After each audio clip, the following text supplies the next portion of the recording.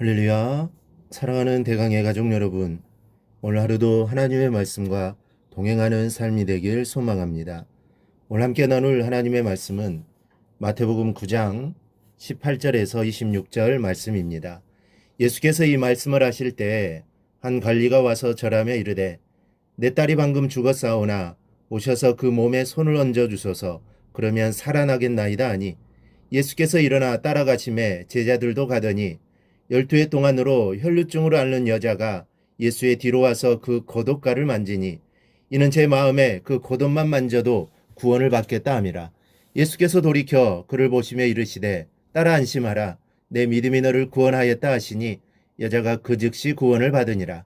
예수께서 그 관리의 집에 가사 피리 부는 자들과 떠드는 무리를 보시고 이르시되 물러가라.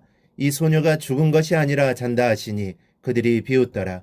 무리를 내보낸 후에 예수께서 들어가사 소녀의 손을 잡으심에 일어나는지라. 그 소문이 그 온 땅에 퍼지더라.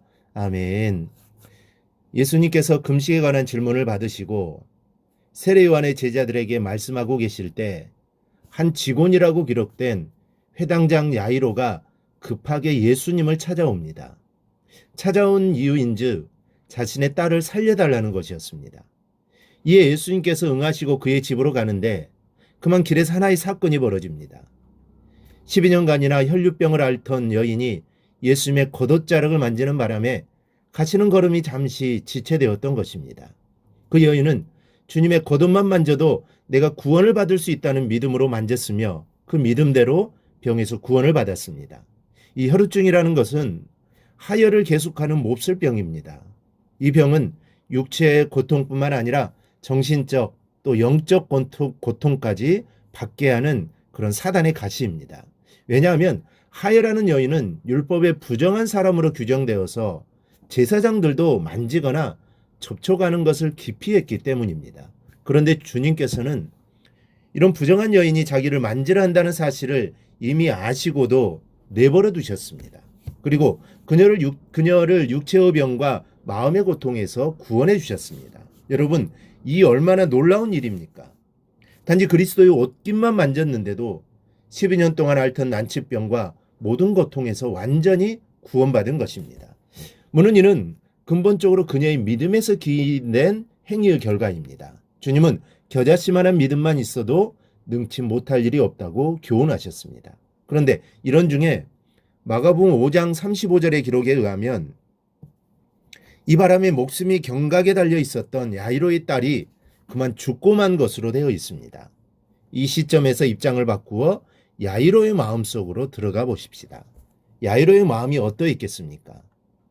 예수님의 옷자락을 만진 여인은 병이 나아서 좋았을 테지만 야이로의 마음은 아마 조마조마했을 것입니다. 말은 하지 않았지만 그 마음이 얼마나 조급했겠습니까? 아마도 일각이 여삼추라는 말처럼 조급하고 불안했을 것입니다. 그뿐이 아닙니다. 예수님을 인정머리도 없다고 생각했을지도 모르고 무엇이 더 시급한지 일의 우선순위도 제대로 모르는 분이라는 불평이 생겼을지도 모르는 일입니다. 이제는 모든 것이 끝났다고 성급하게 생각하고는 좌절했을지도 모르고 할 수만 있다면 예수님을 억지로라도 자기의 집으로 모셔가고 싶은 마음이 굴뚝 같았을 겁니다. 그런데 아무런 말도 없는 야이로입니다. 우리는 여기에서 야이로의 믿음을 보게 됩니다. 그리고 그 야이로의 믿음을 통해서 우리가 이와 같은 상황에 처했을 때 어떻게 처신해야 하는가를 배우게 됩니다. 먼저는 급할 때면 무조건 예수님께로 먼저 나오라는 것입니다. 우리의 인생을 살다 보면 이런 위급한 상황에 놓일 때가 있습니다. 이럴 때 여러분들이 가장 우선시하는 방법이 무엇입니까? 대개의 사람들은 문제 해결을 사람의 힘에 의존하려고 합니다. 예를 들어 가족 중에 누가 범법 행위를 해서 문제가 되었다고 합시다. 그럴 때 가장 먼저 생각나는 게 무엇입니까?